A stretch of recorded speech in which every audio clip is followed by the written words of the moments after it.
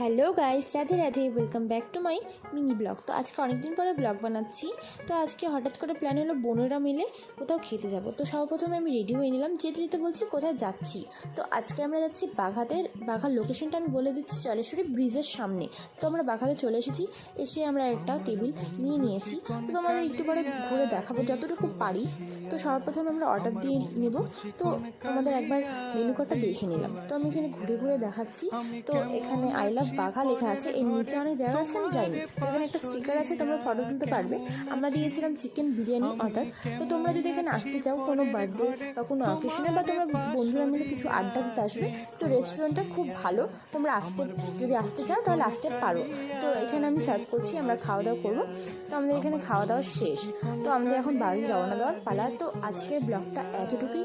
ভালো লাগে like comment share করে দিও, সাবস্ক্রাইব করতে একদম ভুলো না। বাই।